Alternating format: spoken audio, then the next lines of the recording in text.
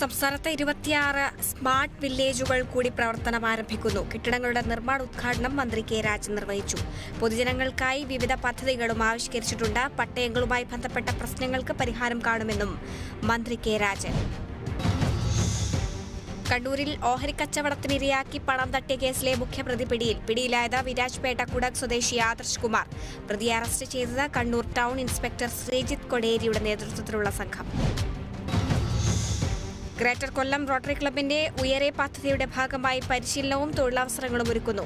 തൊഴിലവസരങ്ങൾ സൃഷ്ടിക്കുന്നത് ആശുപത്രികളിലും വിവിധ ഓഫീസുകളിലും ഹൌസ് കീപ്പിംഗ് വിഭാഗങ്ങളിലും. ഹൌസ് കീപ്പിംഗ് മേഖലയിൽ തൊഴിലെടുക്കാൻ അനുയോജ്യരായവരെ തെരഞ്ഞെടുത്തു.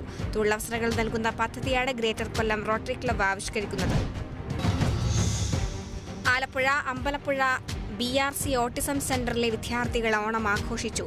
ഓണച്ചങ്ങാതി എന്ന പേരിൽ സംഘടിപ്പിച്ച ആഘോഷ പരിപാടികൾ എച്ച്സലാം MLA ഉദ്ഘാടനം ചെയ്തു. സംസ്ഥാന സർക്കാരിന്റെ മികച്ച അധ്യാപികയ്ക്കുള്ള അവാർഡ് നേടിയ ഗായത്രി, ഫോക്ലോർ അക്കാദമി അവാർഡ് ജേതാവ് പുന്നപ്ര ജ്യോതികുമാർ എന്നിവരെ ചടങ്ങിൽ അനുമോദിച്ചു.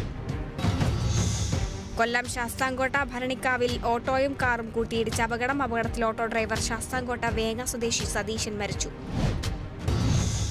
തിരുവനന്തപുരം നെടുമങ്ങാട് ആനാട് ഗവൺമെന്റ് ആയുർവേദ ആശുപത്രിയും ആനാട് ഗ്രാമപഞ്ചായത്തും നാഷണൽ ആയുഷ് മിഷനും സംയുക്തമായി വയോജനങ്ങൾക്ക് മാത്രമായി ആയുഷ് വയോജന ആയുർവേദ മെഡിക്കൽ ക്യാമ്പ് സംഘടിപ്പിച്ചു. ക്യാമ്പ് സംഘടിപ്പിച്ചത് ചുള്ളിമാനൂർ ഉദയ ഗ്രന്ഥശാലയിൽ വെച്ച് ആനാട് ഗ്രാമപഞ്ചായത്ത് പ്രസിഡന്റ് N ശ്രീകല ക്യാമ്പ് ഉദ്ഘാടനം ചെയ്തു. തൃശൂർ കൊടുങ്ങല്ലൂരിലെ ചന്തപ്പുരയിലെ പൂക്കടയിൽ മോഷണം. ചന്തപ്പുര സിഗ്നൽ ജംഗ്ഷന് സമീപം റോഡരികിൽ പ്രവർത്തിക്കുന്ന KK ഫ്ലവേഴ്സ് എന്ന സ്ഥാപനത്തിലാണ് മോഷണം നടന്നത്.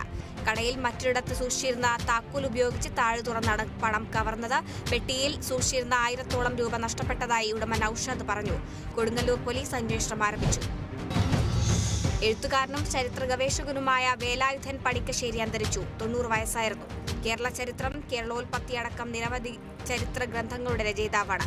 സാഹിത്യ അക്കാദമിയുടെ സമഗ്ര സംഭാവന പുരസ്കാരം ലഭിച്ചിട്ടുണ്ട്. തൃശൂർ ഏങ്ങണ്ടിയൂർ സ്വദേശിയാണ് വേലായുധൻ പണിക്കശ്ശേരി. മുംബൈ മുൻ സിറ്റി പോലീസ് മേധാവി സഞ്ജയ് പാണ്ഡെ കോൺഗ്രസിൽ ചേർന്നു. 2022 കാലയളവിലാണ് സഞ്ജയ് പാണ്ഡെ മുംബൈ പോലീസ് മേധാവിയായത്. നവംബറിൽ നടക്കുന്ന നിയമസഭാ തെരഞ്ഞെടുപ്പിൽ സഞ്ജയ് പാണ്ഡെ മത്സരിക്കും. പാലക്കാട് വിളയോടിൽ പാലുമായി എത്തിയ ടാങ്കർ ലോറിയും ബൈക്കും കൂട്ടിയിടിച്ച് സുരക്ഷാ ജീവനക്കാരൻ മരിച്ചു. മരിച്ചത് കല്യാണപ്പേട്ട സ്വദേശി ഗോപിനാഥൻ. റോഡിലേക്ക് തെറിച്ചു വീണ ഗോപിനാഥന്റെ ശരീരത്തിലൂടെ ടാങ്കറിന്റെ ചക്രങ്ങൾ കയറിയിറങ്ങി. ചിറ്റൂരിലെ സ്വകാര്യ ബാങ്കിലെ സുരക്ഷാ ജീവനക്കാരനായ ഗോപിനാഥൻ ജോലി കഴിഞ്ഞ് വീട്ടിലേക്ക് മടങ്ങുമ്പോഴായിരുന്നു അപകടം.